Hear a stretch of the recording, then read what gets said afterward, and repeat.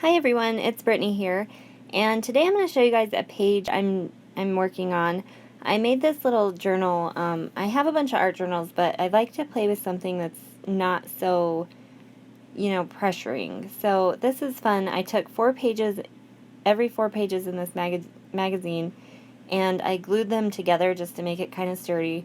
I know this isn't like a professional art journal or anything like that. I have some of those, but I just thought it'd be kind of fun to play in this, kind of like a junk journal.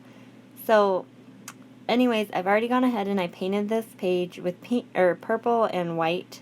They're just apple barrel paints. And here I'm going to start with some Dina Wakley tangerine and then just some white. And I'm going to make some flowers in a vase. So I just showed you a minute ago one that I painted this morning, and I wanted to kind of just play around and make another one. This was inspired by a video that Nika in Wonderland posted this morning, I think, or yesterday. I absolutely loved it, so I just thought I'd give it a go and see what I thought, and just kind of record the process with you guys. So here I'm just making some circles with my fingers. Nothing too hard. I'm just trying to kind of vary between the orange and the white, just to get some, varying depths in this flower. And then, I don't know what else I was going to say. Sorry, guys. The pages are, since I glued them together and I used Mod Podge, I actually bought this huge tub of Mod Podge and I don't ever use it. So I figured what better way to use it than in here, just to glue the pages together. Otherwise they kind of stick. So that's what I did, and so the pages are a little bit wrinkled, but it really gave it a fun texture to play with. I'm going to try and work in this once a week until I fill it up, which won't be too long since you glue 4 pages together. There's not a whole lot. But I just thought it'd be kind of fun to do with you guys and share my little processes with you. So this is just the first step. Like I said, I'm using the white and orange to make these, and then I'm going to let it dry and come back when it is dry, and then I add some Neocolor 2 water-soluble crayons, and it really just adds some depth and dimension to it. I also use a little bit of gelatos for the background. So here I think, yep, I'm going to start painting in the vase, and I'm just making 2 little lines, and then I'm going to fill that in with white just to kind of give me a base coat for my vase. And I'm going to do it black and white striped like Nika did.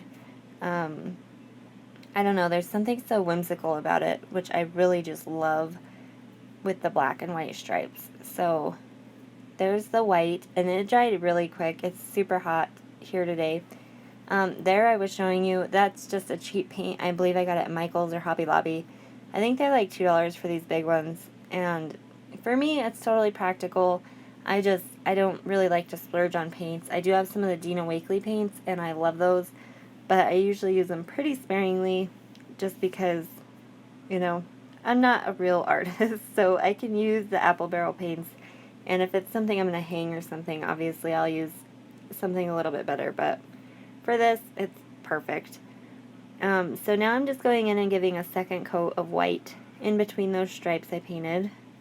I also wanted to mention I'm using a Dina Wakley paintbrush here, and it's like, this one's about a 1/2 inch thick, I think, and it's just perfect to lay down those stripes, just perfect, and make sure they were completely straight. And then before the paint dries, I'm going to leave the camera, but I'm going to add a little bit more white because it just didn't seem like there was enough dimension. And you want to do that while it's still kind of wet, just so that it'll blend a little bit better. So there, I think that's basically what I was talking about. I guess I use my hands a lot. So here now it's dry, and I'm going to give you a close-up so you guys can kind of see the depth and how you see the flowers. And I'm going to use my Neocolors here. Keep an eye out for these guys. I was at a garage sale last week. My mother-in-law wanted to go, and I found like it was one of the little sets of 10, I think, and there was like 3 or 4 missing. But it was 50 cents at a garage sale, so of course I bought them. But it was just a tiny little set, but they last so long that, I mean, you don't need a whole lot of them. So yeah, that was awesome. So here I'm just going in with an orange. I think it was like fire red or something like that, but it was really actually an orange color. And then I'm just using some water. That water was kind of dirty, so I end up spraying just a little puddle on my desk and using it just so I'm not bringing in like black and white dirty paint water into my painting. So that's what I'm doing there. I had to grab my water bottle. And then I really like the way that the orange turned out, but it just didn't add enough. So I'm going to go ahead and add some red as well. And I will show you guys that up close here in just a minute, because it adds more depth for sure. And even as it dries, it seems like it gives it a lot more dimension. It looks nice because they're not all exactly the same color. So here I'm just I added the black along the vase, and then I'm just bringing that in a little bit, and I'll blend it out and kind of dab it with my baby wipe here in just a minute. And that way it adds a little bit of dimension to the vase as well. So I'm just adding water. No more paint. I'm just kind of dragging out the black paint that's already there. And then I'm using this little baby wipe. I've been actually drying and wiping my brush on it, but just cleaning up the center of that vase a little bit so it's not so dark in there. And here I'm going in with the red. I'm not going around all of the flowers because I don't want them all to be exactly uniform. I just wanted to add some red here and there. And now I'm going to go ahead and just move that around. That's one great thing about these Neocolors is you don't have to add a lot of water. You don't have to scrub a lot to get your lines to go away. You can just quickly wipe them and they're gone. So I just absolutely love that about these, and that you can layer them over the paint, which is just awesome.